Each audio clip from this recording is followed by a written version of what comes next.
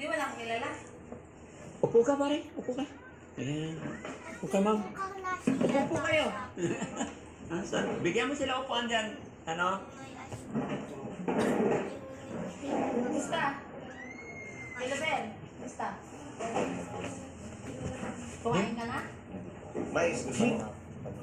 Kumain ka na kanina? Oo. Hindi mo kilala si ano? Di ba sabi mo nung unang-unang vlog natin, kababata mo siya? O barkada? Barkada nyo. Barkada ng si Kuya Oliver. Oo. Dito ka ba?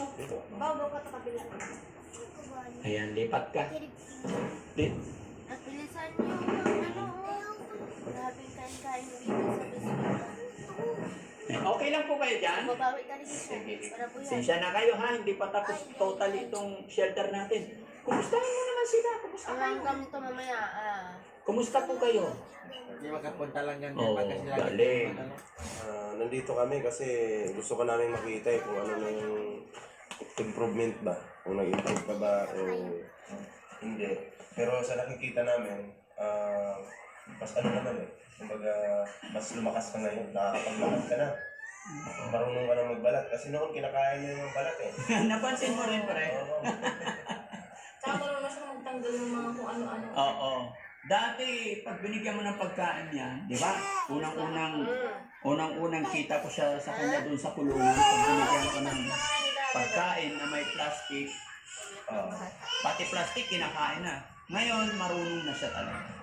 Awa ng Diyos. Di ba? Baka nagapay. May improvement na ba, Kuya Oliver?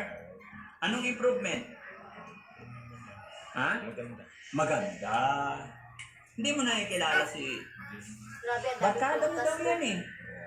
Eto, kilala mo. Kaya galing Tignan mo yung mukha niya. Parang may kamukha. Na? Oo.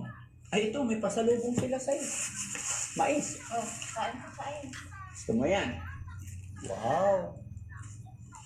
Ay, grabe, sarap yan. Pinili pa namin yan. Marunong na para. Awa ng Diyos. Kunting alaga lang talaga. Very good. Ganyan yan pagka libangan niya talaga. Pero kinukontrol niya yan kasi yung kain talagang mahilig siyang kumain. Yeah, Kuya Oliver? Ito mo mas mga sa bago, oh. Yung dito niya talaga na. Dati payat na payat eh.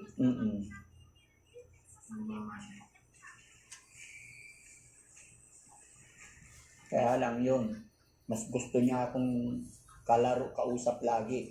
Kaya tinuturuan ko si Yaya, yung mga kasama ko dito, na laruin siya yung kausapin lang lagi. Para masanay. Oo.